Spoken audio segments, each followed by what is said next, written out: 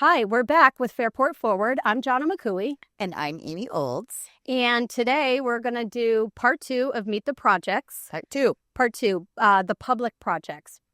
So we had a great opportunity to talk about the private projects and how they're going to impact the village. But another key piece of the DRI is it's a combination of public and private investment in our village. So we're going to get into those projects. Like always, we start with talking about the survey and what did people think about the public projects that are in the application. Sure. I would say there was definitely a clear trend of people concerned about safety.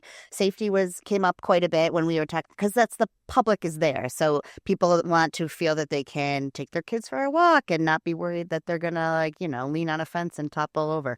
So safety was a big thing.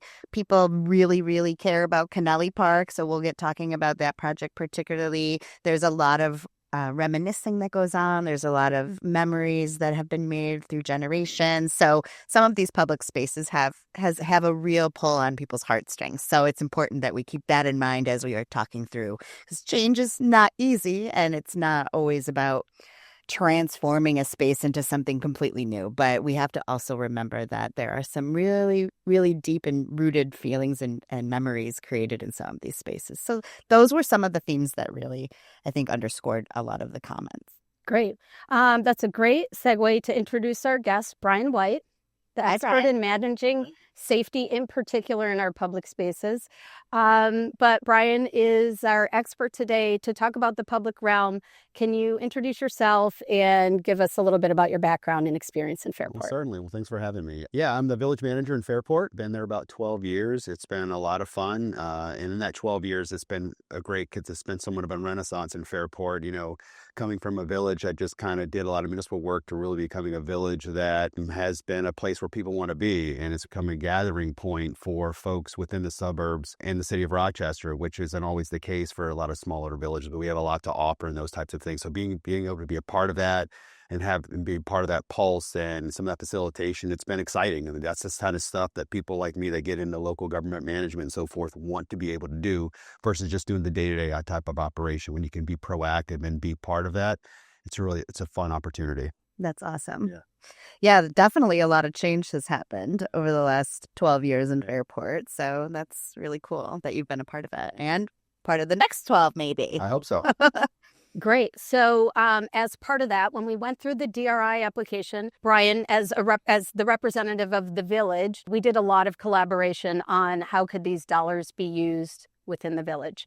And before the projects got to the application and to the survey that people responded to, we leaned on your expertise for where do our investments need to go. A lot of things we don't see them, back to the point about safety, but your insight we were able to shape these projects in a way that could address the things where people have strong emotional connection, like Kennelly Park, and also things where it's not so sexy and exciting, but safety is a factor. Like one of the big projects is improvements to the harbor. So let's talk about some of the projects and maybe start with Kennelly Park. This actually was one that came directly from you when we were talking about what could we do with DRI dollars, what would you do with it? Kennelly Park came right to mind. So why is that something that you think we need to be investing in? Well, Kennelly Park's great. I mean, you talk about a true urban park in a small village like ours. It's right in the cornerstone center of the village, right adjacent to the Erie Canal, the lift bridge, all those iconic things that make Fairport unique in its own right, and they're well known. And it's a memorial park, due to Mr. Kennelly. So there's a lot going on there. But when you're talking about really capitalizing on placemaking and so forth, it could be so much more. And it's served its purpose, I think, for a really, really long time. And it's not saying that there's anything wrong with the existing configuration, but there's always rooms for improvement and to build upon the successes that we've had there. It's a great, great spot for music and other types of venues like that this summer, and it's highly utilized for that. But is there a better opportunity to do that and facilitate that maybe that in a different way? Right now, it's used for a lot of pass-through stuff, and unless there's a true event there, it's not utilized, in my opinion, to the best of its ability. We want to maximize that potential to the point that we can. So what that looks like, I have no idea. The community will weigh in on that. But, making sure that I think, there's opportunities for how do you access the canal a little further? Maybe there's some decking or some bridging that goes out. Talking about safety, right now there's some kind of an older design railing system Yeah, along a very overall, high. there's some elements that they're just a little dated, right? Yeah, I want to have my lunch and overlook the canal, but maybe those wrought iron tables and chairs have been there for, I don't know, I think a while. Like maybe there's a more modern interpretation without losing the charm and character that people do love about Kennelly Park. I know that one comment in particular, actually two comments about Kennelly Park, the project in the survey, said, use the words cute and quaint. And they're like, we don't want to lose that. Like Kennelly Park is cute and quaint, and it, to use a theme we've talked about a lot, right-sized for our village. So, we're not going to come in and like build some insane like amphitheater. Modern sculpture type thing. But it's, to your point, so incredibly like central to the village. Think of how the traffic goes in and out of that library. Like I'll have to look up the statistic, but there was some incredible amount of folks that came in and out of that library every day. It was like in the thousands a week. So another that's pretty cool. Function that I think could be improved is the connection between Main Street and West Avenue, and the merchants and the businesses that are there in that redeveloped space. So investment has happened on West Avenue, and you can walk into Kennelly Park and get to Moonlight Creamery if you know it's there. But it's a little bit obscured. The flow could be improved. And through that, we can have an impact from an economic development perspective. 100%. I mean, I think if better lighting, make it something where you kind of naturally funnels you in off of Main Street. Thousands of people pass by that every day, especially in the summertime walking. What's something that's going to draw you into that now versus saying, unless I have to go through there to get to Moonlight, or because I live on the west side of the village, you don't really do so. So trying to figure out what that looks like and capitalize on that, I think would be great. To your point, it's not that it doesn't serve its function for a long time, but I just think there's better opportunities to maximize the space. It's a great opportunity. It's a great public space. We want to keep it that way. Some of the initial, artistic concepts that, of course, are conceptual, I think what was interesting, thinking about how there could be more seating without actual seating, like the idea that there can be some organic tiering of the actual land to allow folks to sit and on maybe a ledge of earth, but like so it's like seating, quote unquote, but it's not, lawn chairs or like use natural lined like up. Canal stones or something like that, and put them up through there. Anything that can take its natural beauty and amplify it, I think would be really, really neat. There was another concept of bringing in some sort of mosaic artist to maybe create and play off of the light reflecting off of the water, and how could that a canal wall like have an artistic feature that just even more draws your attention to how it's a beautiful canal site location. So just like taking that.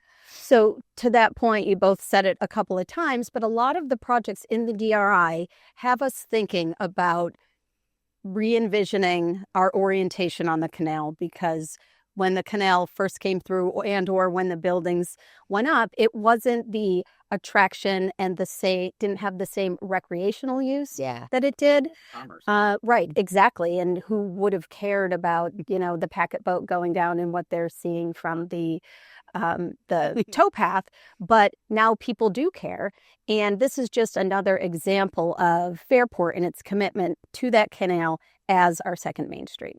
That's a good transition to some of the harbor improvements too, if we want to talk about that as another major public project. I know safety is a huge one. You were talking about a tour you had with Bryan that I thought it was so funny how you said something about shaking something. Yes. So one of the parts of Bryan's job that I really appreciate are, again, the things that we don't see and that aren't that outstanding, and they're not like cool. Hey, let's talk about putting a trolley on Main Street. It's that, hey, did you know that railing over here on your property is rickety and it's not safe and someone could fall? And you have a great DPW team that is always out there looking out for the best interest of residents and visitors first and foremost.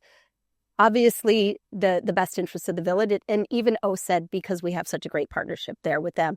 But yes, we were talking about, again, these projects and our opportunities and what could be done with our harbor, because boat traffic is a big part of of the way people visit Fairport. So when Bryan said, "Oh, we can use new bollards," I'm like, "Well, what even is that?" And you touch it, it's like, okay, I can see what you mean, but I wouldn't see it, but you would see that. So It's something, we are a canal town. And I always say that we'd be just another village within Western New York without having this great asset called the Erie Canal that comes through there. And then we embrace that. The village and OCED and other partners in our community have done a really great job and made a commitment to making rehabilitation, investing in that canal corridor, whether it be for docks or for placemaking or installations for art or whatever those might be. But we love having boats come through here, bringing that traffic. It gets folks here. We're trying to find great ways for businesses to capitalize on that beautification or rehabilitation along the canal, whether they be setting up bands or new restaurants or so forth. But yeah, I mean, I think maybe, looking at, maybe that becomes more of a boardwalk versus you're really not in those docking areas. Unless you're having a boat there or, visiting the Colonial Bell or going on a tour or something like that. So maybe some different types of lighting, different types of hardscapes. A lot of that stuff was done and it was beautiful then, but, it's hit its kind of useful life expectancy. It was done, 25 years ago. It's time to making an investment. And what does that look like today versus 25 years ago? I mean, we have a lot of opportunity. I think there's a desire to continue to grow and invest in that infrastructure there. So we put, over six figures last year into all new beautification along the Southeast corridor and really making that greenscape nice. So let's see what the next 20 years looks like for us. great. Can you talk a little about the harbor and its activity? There's a dock master, someone's on duty, people can talk about that Sure. program. That was new to me when I Certainly. came to Fairport. Well, April through October, the canal's essentially open, or we're getting ready to open or close for the season based on the Canals Corp schedule. But yeah, we have a dock master, and what their role is, they're ambassadors for the village. They come out, they love to talk. We find people that just love, like us. We're sitting here, we're chatting, we're really excited about what's going on in the village, and they do that. In addition to some typical maintenance duties, but they help people coming in, they welcome them, they help them moor their boats up, they help give guidance about what's going on in the village, where they can get certain things or places they can visit. And they're really instrumental to bringing that great boating experience to the village, and we do really, really well with that. We have thousands of unique visitors every year with boating.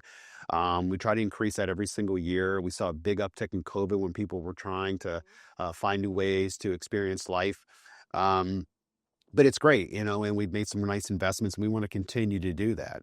Nothing on the water is inexpensive, but it's what people love. I mean, things on the water is what's fun, right? Water makes people happy. They want to be on it. They want to be around it. They want to be consumed by it. So we got to find ways to keep embracing that and capitalizing on it. For sure. And it is our second Main Street. I say that a lot, but also it's, could be, if you arrive via boat, it could be your first visuals experience Yes. of arrival to Fairport. So I think that's something to keep in mind too. And people can dock for the day. They can dock overnight. Do they dock all season? What does that Some look like? people do. It's a transient boater system.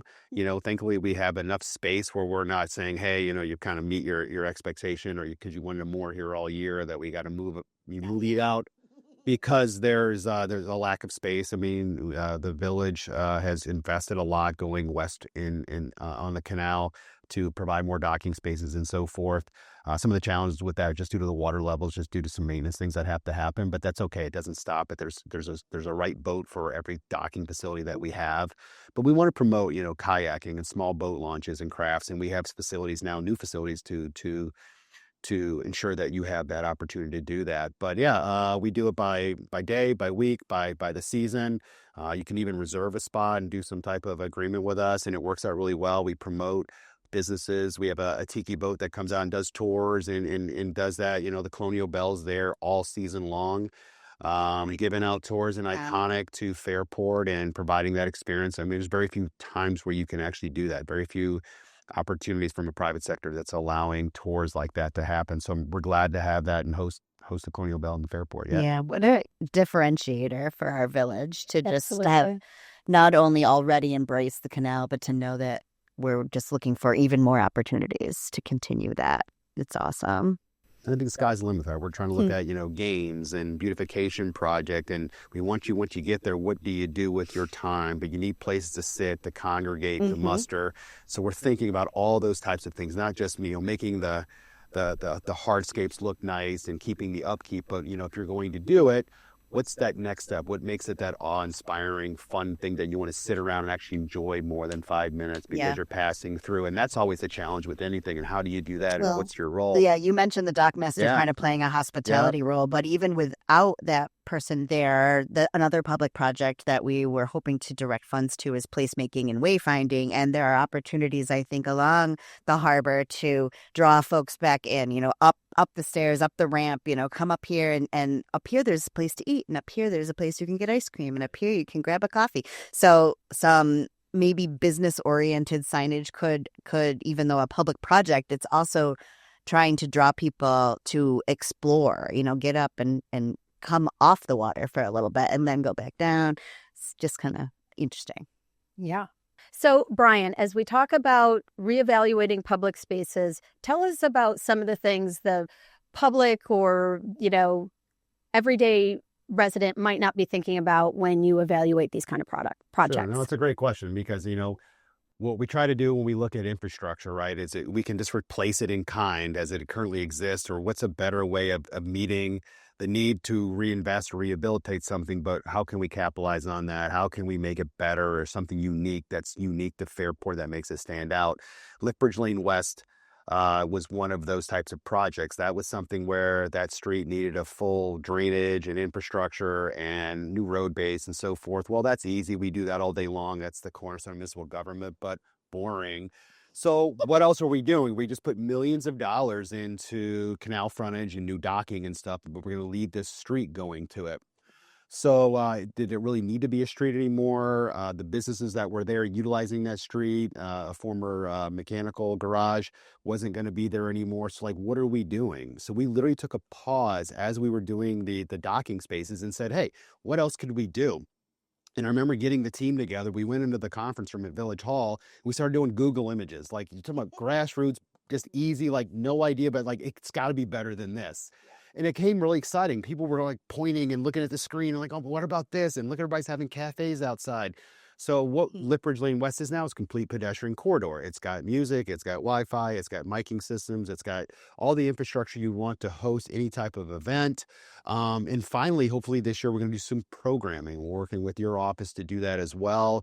The former building, the Machete building that's there now, is hopefully going to be repurposed into some type of new venue or restaurant or whatever that might be. And we want all that to kind of come in, right? And to work together in cohesion. So, and that's what we want. I want nothing more than that place packed 24/7, doing whatever it is that the public wants to see there in order just to provide some type of flair and entertainment for something that's happening.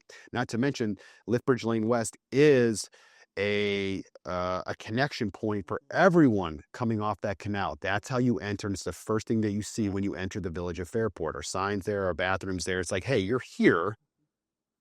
Look what's going on, right? So we should be saying, hey, you are here. Look how great it is, right? That's really cool. Just that overarching idea of making sure you take that pause as a community and say, well, wait, before we just do it, is there something that we could be doing more in a more interesting and unique way? And as we started that segment, I mean, that's the fun stuff about this job. Mm-hmm. I mean, you're not just doing and chasing the basics all day long. You have an opportunity here and a very supportive board in the community that wants to see something different, something cool, something proactive.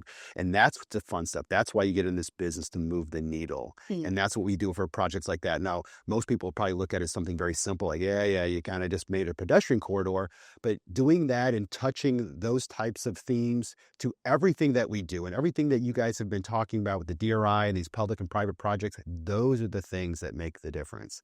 And they're absolutely fun. Yeah. I heard, I hope it's true because I've been acting as if it is true. First of all, there's seating there too. People might not realize that the Adirondack chairs and tables, those are for public use. Sure. You can go hang out there. They're not just for the businesses surrounding. But I also heard it's open container there. So you can bring your own bottle of wine and sit there and have a nice, afternoon hang People out. should invite us over. We'll have a blast with you. I mean, that's the whole point of it. The whole point is to find a space where people congregate, get together, be a community, have friendships, and have a laugh. That's the point of it, right? And whatever that looks like for anyone, we're open to that. Yeah. What a cool idea for a random Saturday, especially when the weather's not -1,000,000. But the idea of, hey, grab your mom, grab your sister, grab your friend, go shopping down down Main Street, down our boutiques, take a little walk, and then, pop a little cork at the festival site on Lift Bridge. When my parents come into town, we do it every single time. My mom's like, let's just go and have before dinner, have a pre-drink. We'll go there. We'll get a glass of wine, some cheese. We go hang out there for an hour. We do it every single time she comes in when the weather's nice. And then we'll go walk to some restaurant and go have a night of it. But it's super fun. And she loves it. It's one of the things that she just loves about doing that. And it's simple. You can have a glass of wine anywhere, right? But she chooses to come here, and it's just sitting outside doing that with her family that makes it fun. Yeah, and there's a bathroom right there, water fountain right there. You'll get to people watch, bike watch. A lot of people watching, good people watching there. For sure. Yes. So other projects, we haven't talked about every public project, but we kind of have throughout the course of our series here. We talked about the trolley. That's a public project. We talked about placemaking and wayfinding. That's a public project. There's the small project fund. Did we talk about that in Meet the Projects #1? We did.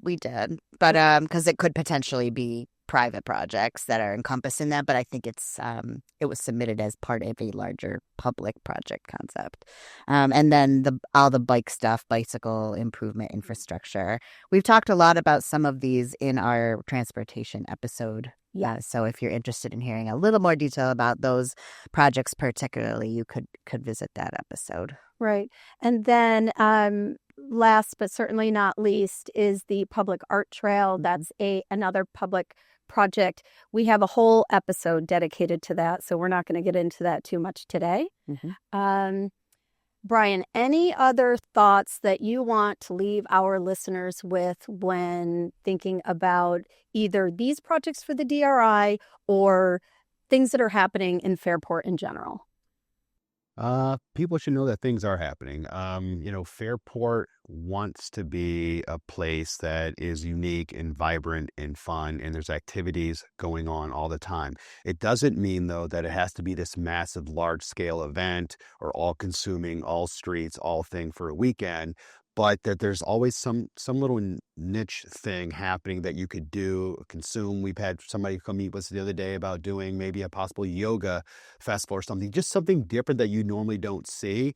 But we're open to any of those things. At least it's worth a discussion, and what can we do to help facilitate some of that. I very much want the public to communicate through whatever means necessary to let us know, hey, what moves the needle for them, what's interesting, what's fun, what is something that's happening in their travels that maybe can be brought to a community like ours that we can facilitate with our existing resources. If that's the case, there's nothing off the table. So bring it on. Let's go. Great. People should just pick up the phone, call Village Hall. Pick up the phone, call, text, everyone has it. We're in. Awesome. Any other thoughts from the survey or ideas that we should be thinking about from your perspective? I would say, again, I've said it before, it's not too late. We have plenty of time still to fine-tune these concepts, and to Bryan's point, now is a perfect time to bring your ideas for all the things that we've talked about. I keep saying it over and over. There's plenty of ways to reach out. If you need a contact form, you can go to fairportdri.com, or you can pick up the phone and call Bryan. Yeah. We'll leave his cell number in the show notes. Well, this has been really great. Thank you for joining us. One thing I really enjoy about my time here in Fairport is that commitment to making things happen. And so much of that starts right at Village Hall, where your team works, between the DPW, your supporting offices and leadership that you have there. It's great to be part of a team that cares so much about the impact of decisions on the community and the public space. So thanks for joining us. You're welcome. Thank you.